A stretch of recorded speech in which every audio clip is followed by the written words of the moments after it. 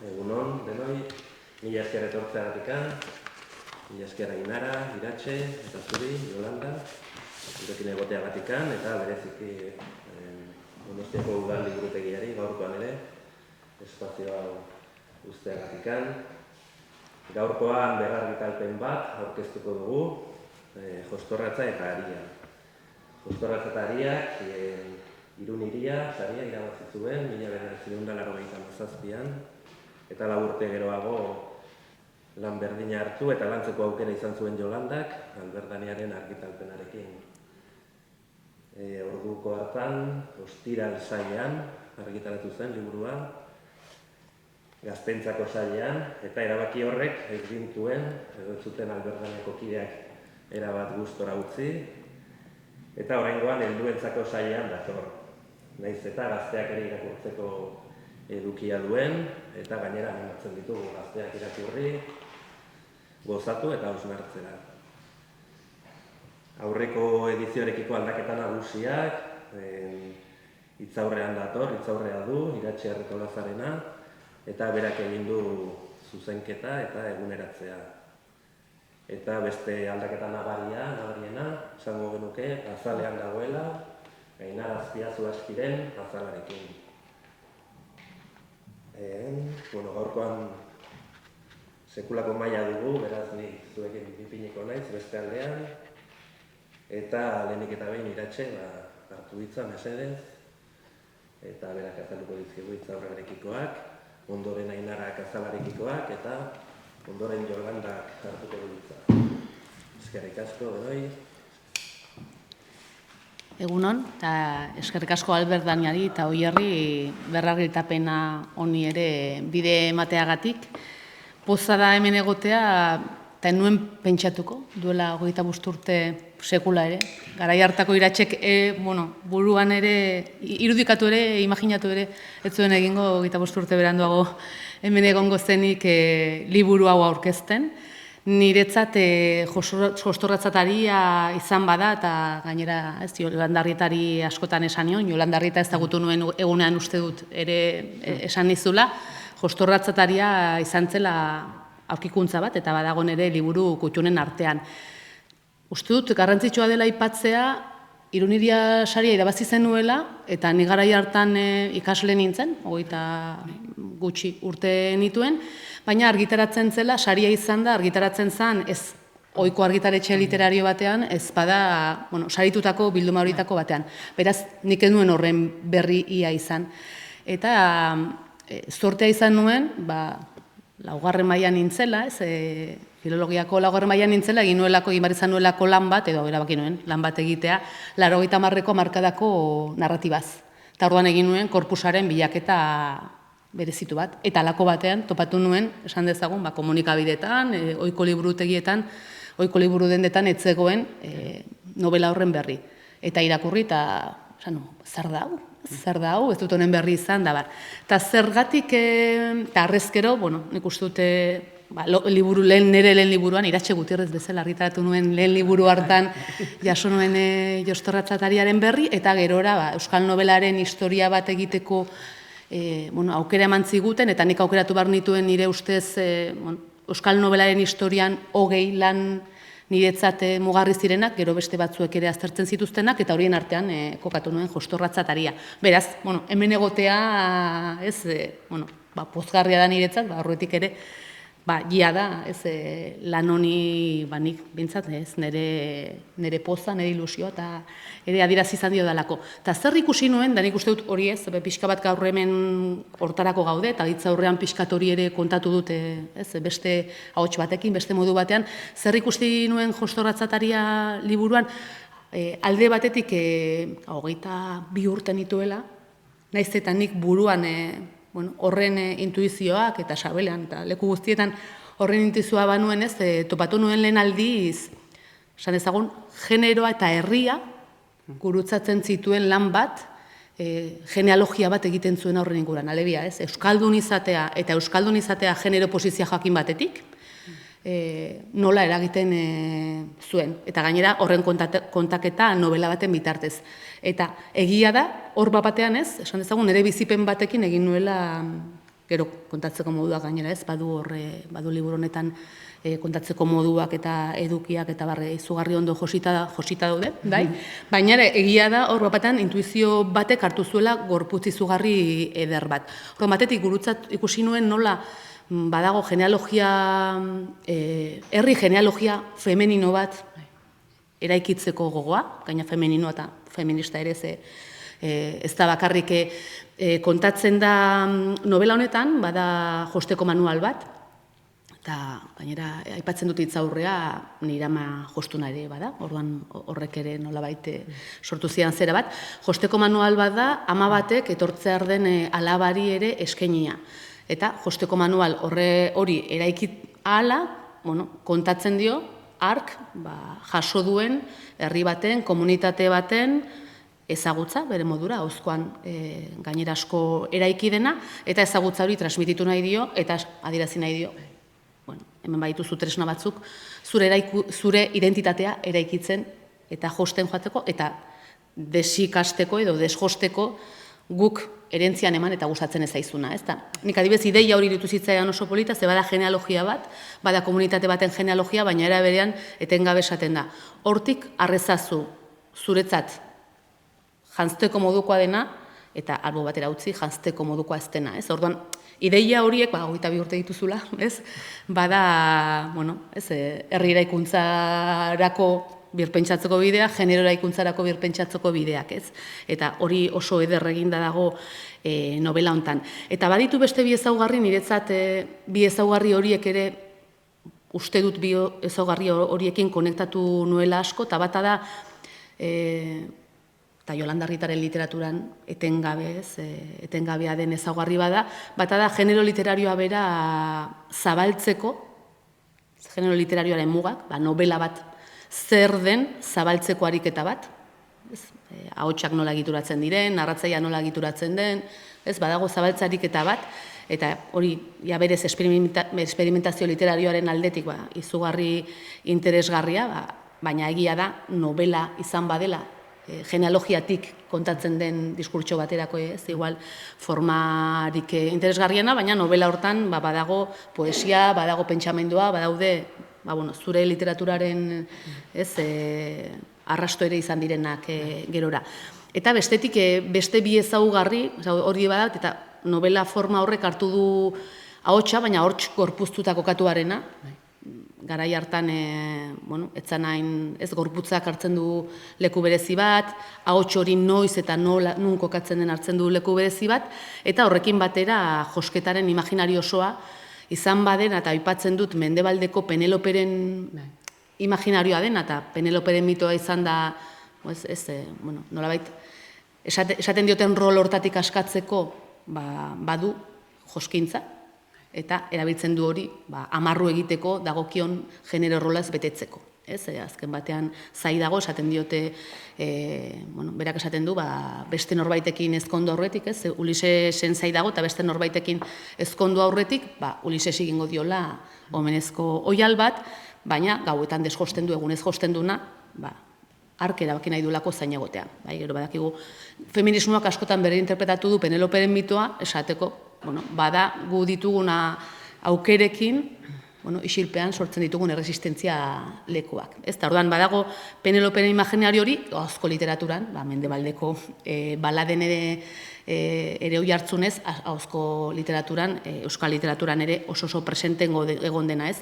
Eta orduan, novela honetan ikusi nituen, nolabait gurutzatuta nire esperientzia kontatzeko balio zidan liburu bat, eraberan literaturaren ikuspegitik esperimentaziorako hainbatate kontatzeko moduetan ekartzen zuen lan bat, forma eta edukia izugarri ondo nolabait josten zituena, eta eraberean Mendebaldeko literaturan feminismotik ere beste leku batzuetan egiten ari ziren begirada horiek, eta gure euskal literaturaren begirada ere nolabait birkokatzeko ariketa bat zena, horregatik dut besteak beste novela hau hain kutxon. Eskerrik asko. Orain? Bai. Ainara. Txoin, Ainara. Bai.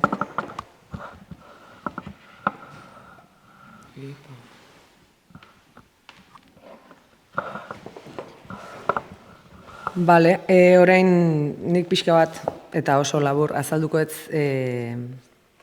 azala nola egin deten, eta zergatik egin deten josia. Irudia hasteko eta behin nahiko hitzaurrearekin bakarrik ja etorri zitzaidan irudi nagusia zein izango zen, edo, igual izango da, ja urte askotan hontan lanean, eta oso azkar etortze zaizkit irudiak, eta nahiko kontundentea etorri zen, eta alde hortatik zalantza handirik ez nuen neuki, baina hasi nintzen marrazten, eta ikusitako lan batzuk medio ere jositako lan batzuk ikusi nituen, gehien bat El Cuerpo de Cristo Bealemarena, eta pensatu nuen zergatik nik ere ez egin jositako irudi bat, zer eta horrelako izenburua daukan lan batentzako, eta, familian ez da hain zaila, ez? Nik ere, amaren ama jostuna zen, gure etxe berean, ez bizitza berean, baina bizitzen bizitza guztian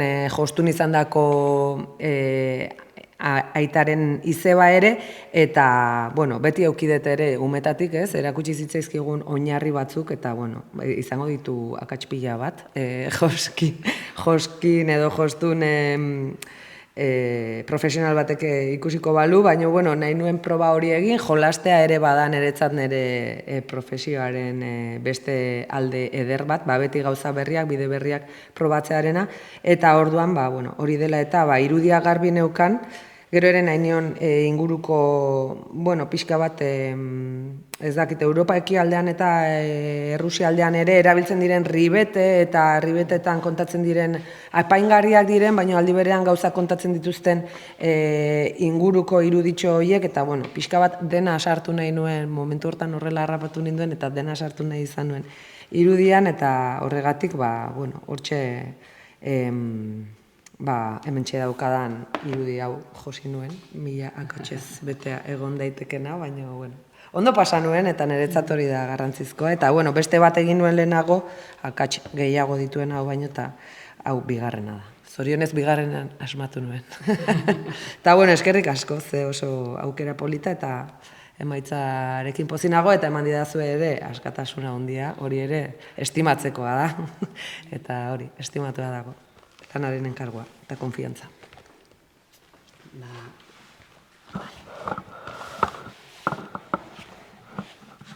Eskerrik asko, Ainara. Niretzate zoragarria da, Oier aurrean dudala, eta Iratxe eta Ainara albo banatan eukita, niretzate privilegio bada, ezta? Liburu bat aurkeztea, eta berrargitalpen bat. Dana berria den garaiotan ber argitalpen bat egiteaz duzugu, ezta?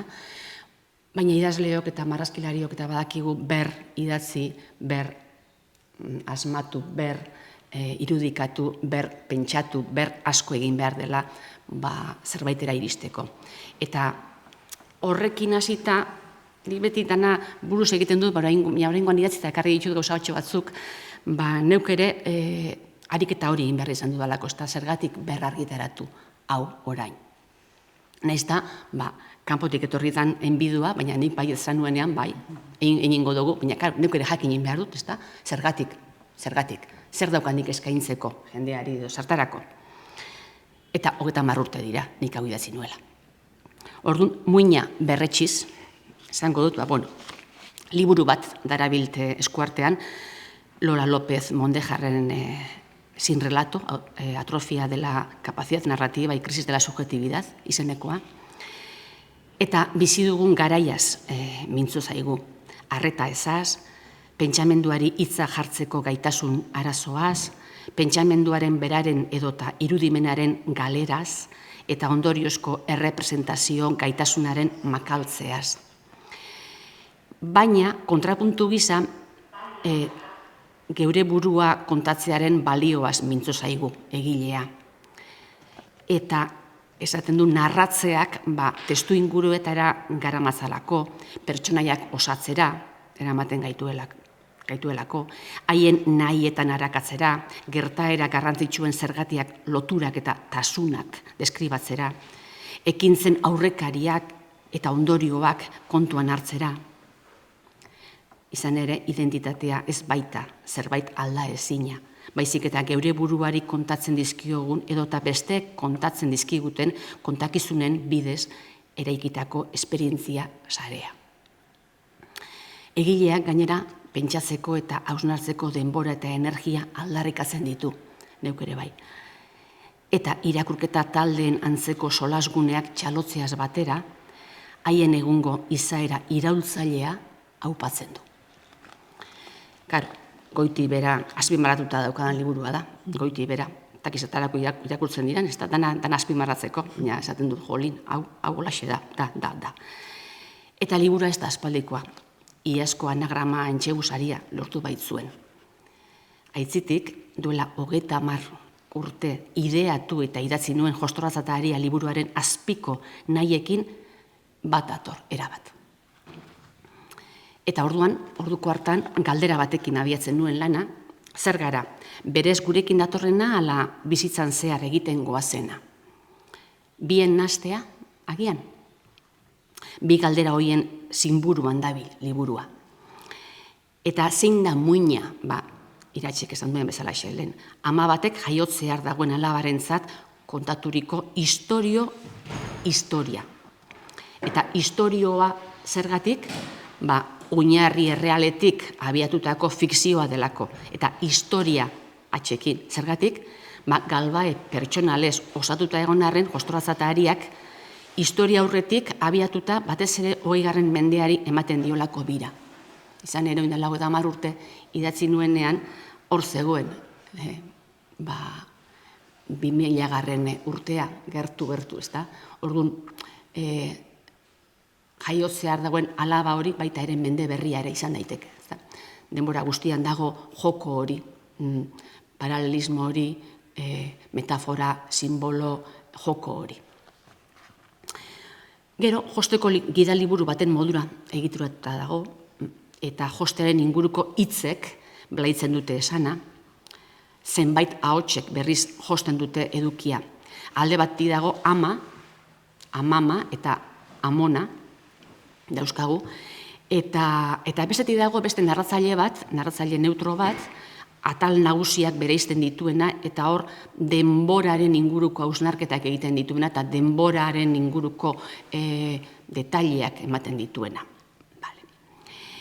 Eta hasierako zatian, ahozko literaturak hartzen du protagonismoa, naiz dana asmatua egon, hor dago, nire Lea Artibaiko ahotsak eta kontuak hor daude denbora guztian, ahozkotik jasotakoak. Eta eraberean baita ere, euskalkiak ere hor daude. Nik erabili nituen euskalkiak erregistro desberdinak bereizteko eta ahots desberdinak bereizteko. Dago amama, Bizkairaz ari dena, dago amona, erdi gipuzkeraz, baina hirian bizi denez, hiriratutako gipuzkeraz da bilena, eta gero dago ahots narratzailea, euskara batuan. Baina amak ere aurrera egin ala, apurka doa, baturako joera hartzen, ez da beste bien ikutuak euke.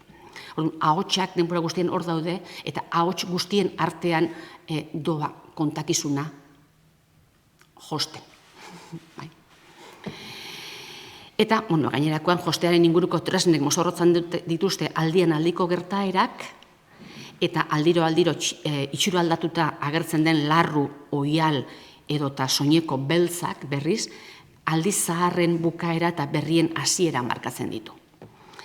Eta gero atalak ezagutzeko 6 atal daude, hasieran daukagu lehenengo atala, eta hor aurkezpena egiten da, amak, amonak eta amamak aurkezten dute, euren burua, eta, 3 hitz, 5 erraminta, 7 bar, denbora guztian ahozkotik jasotako zenbakiak, 3, 5, 7 eta gauza horiek hor daude beti, Gero ezagutzeko daukagu jostura, tolestura, alosa, tolesa, izurra, hori edanak dira Josteko gidaliburu batean, manual batean agertzen diren hitzak dira, josten ikasteko orduan kontuan hartu behar direnak, eta nik erabili ditut, apurka, historia aurretik datorren kontu horiek denen artean josteko, eta bakoitzaren esanahia azaltzeaz batera. Denbora guztian hori dago.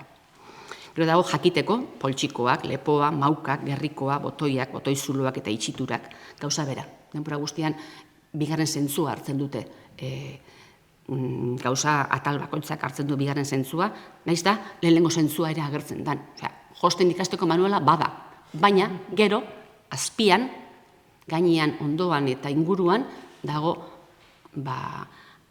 aur jaiotzea daun aur horrentzat, edo aur horren garaikideak izango diren aldi berrirako jendearentzako kontuak, ezta? Egin aurretik, oihala aukerak eta estilorik egokienak, patroiak, konpontzeko, hau ere gustatzen zait asko, atzera puntadak eta adabakiak, amazenak esaten zidan, ondo josten ikastea bezain garrantzitsua dela trampak egiten ikastea. Trampak ondo egiten ikastea.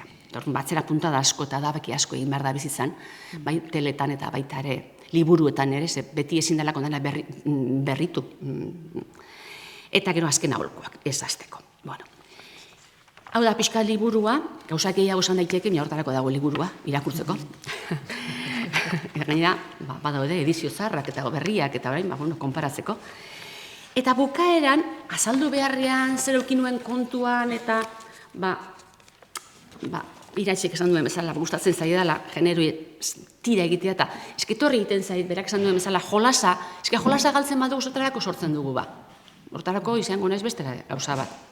Egunero naukat hori buruan, zertarako sortu, ez da, igual, hobeto biziko nintzateke beste gauza batean. Baina gero, bukatzen dut berriro ere, idazten, josten, asmatzen, eta tira egiten gauzei.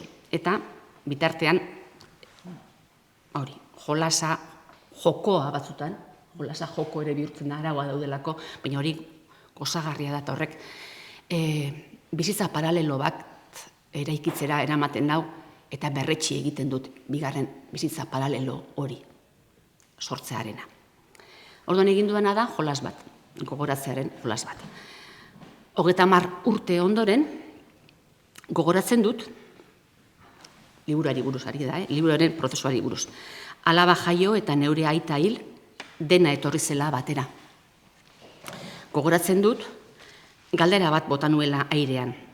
Zergatik batzuk joan eta besteak etorri. Gogoratzen dut, zentzu bila eta ari bila nenbilela. Gogoratzen dut, haurzaroko irudia dirdiraka gogoan, ama josten eta ni etxeko lanak egiten. Gogoratzen dut, ama neu bihurtzear nengoela eta esan nuela, jostea idaztea da. Gogoratzen dut, jasotakoa, neukana eta zetorrena elkartu nahi nituela. Gogoratzen ditut binomio fantastikoak. Jaiotzear zegoenaren amaren aldekoak eta aitaren aldekoak. Herria eta hiria, euskalkiak eta batua, ahoskoa eta idatzia, errealitatea eta fikzioa, nia eta gua. Gogoratzen dut, haur txikia altzoan, aita zena hilzorian, beroa eta logura. Gogoratzen dut, idazteko estrategiak, testu laburrak, egitura malgua, jolasa. Gogoratzen dut, Laura Eskibelen Komagua para txokolate errezeta liburua eta fikzioa, gehi García Márquezen 100 años de soledad eta Aureliano Mordoa, gehi Isabel Allenderen La Casa de los Espíritus eta ikusten dena eta ez dena guztia pertsonaia. Gogoratzen dut, pentsatu nuela, Laura Eskibelek jana, banik joskintza. Gogoratzen dut, pentsatu nuela, García Márquezek Aurelianoak, banik Txomin eta Mari edo Domingo eta Maria.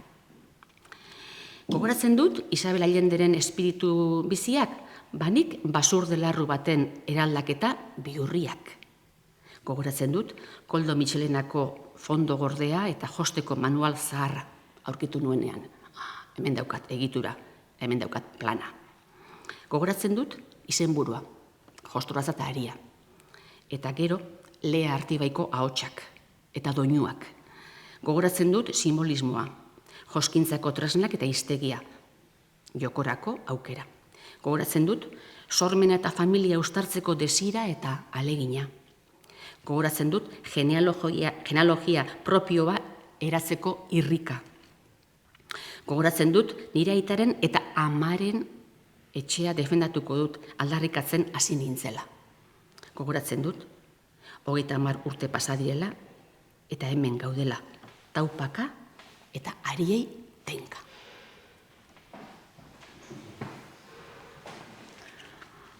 Eta igual, hortxe bukatuko dugu, ezta? Bai, nik ditu nahi dut, galderarik ez badago, behintzat.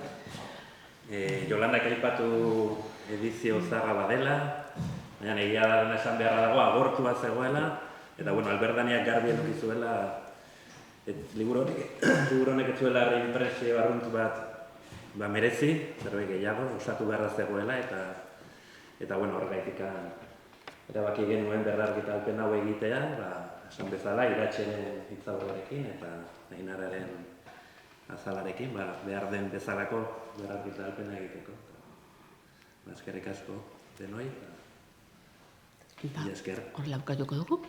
Eskerrik asko eta hurrengora arte.